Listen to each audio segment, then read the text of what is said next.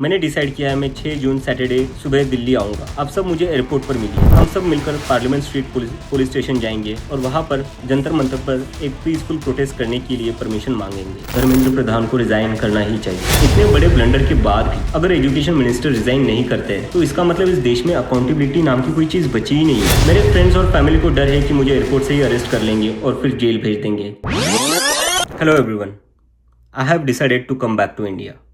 Yes, मैं अपने देश, अपने घर इंडिया वापस आ रहा हूँ एजुकेशन मिनिस्टर धर्मेंद्र प्रधान का रेजिग्नेशन मांगने के लिए। इतने दिन से आप सब देख ही रहे हो कि हम सोशल मीडिया पर आवाज़ उठा रहे हैं कि पेपर लीक के कारण जिन नीट के बच्चों ने सुसाइड की और जो लाखों स्टूडेंट्स की मेहनत बर्बाद हुई है, उसके लिए तो धर्मेंद्र प्रधान को रिज़ाइन करना ही चाहिए। 8 लाख बच्चों ने हमारी पिटीशन साइन की है। Crores of people have supported this demand on social media as well.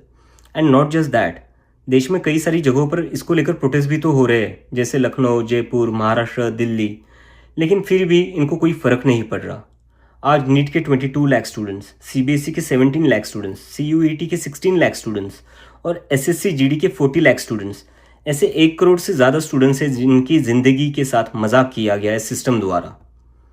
इसकी वजह से स्टूडेंट्स बहुत ही ज़्यादा एंशियस और परेशान है अपने फ्यूचर को लेकर। किसी को तो इसकी जिम्मेदारी लेनी होगी। इतने बड़े ब्लंडर के बाद भी अगर एजुकेशन मिनिस्टर रिजाइन नहीं करते तो इसका मतलब इस देश में अकाउंटेबिलिटी नाम की कोई चीज़ बची ही नहीं है। ऐसा लगता है कि सिस्टम जितनी चाहे उतनी गलतियां कर सकता है और उसके लिए कोई कॉन्सिक्वेंसेस है ही नहीं।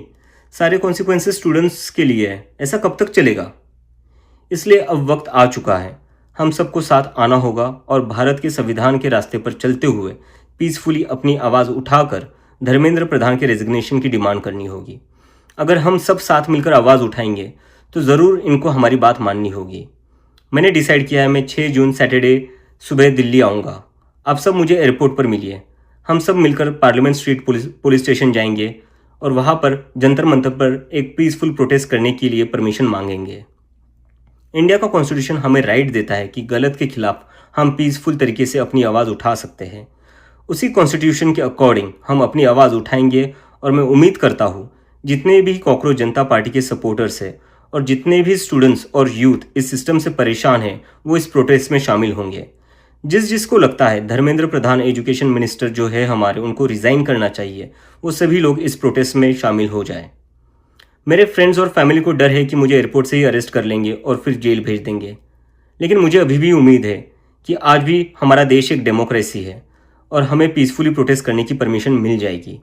I want to make it clear, I'm a big admirer of Gandhi, Ambedkar, Bhagat Singh and Nehru, and I believe in the Constitution of India more than anything else, जो हम सबको एक डेमोक्रेसी में अपनी आवाज़ रखने का राइट देता है। और रही बात जेल के डर की, हम कब तक डर कर जिएंगे यार? ये देश किसी एक पार्टी का थोड़ी ना है, ये देश तो हम सबका है। हमारे फ्यूचर का सवाल है, हमारे फ्यूचर बर्बाद हो रहा है और ये अब हम सबकी जिम्मेदारी है कि जब भी इस देश में किसी के साथ कुछ गलत हो तो हम सबको आवाज़ उठानी चाहिए in a very peaceful and democratic manner.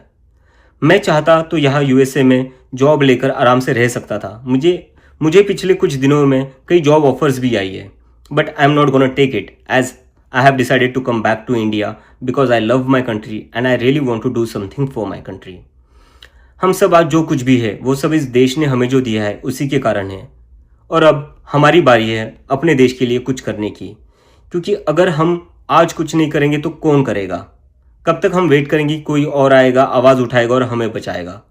सो जितने भी पीसफुल और कॉन्स्टिट्यूशन को मानने वाले कॉकरोचेस है, let's all come together to save the future of millions of students.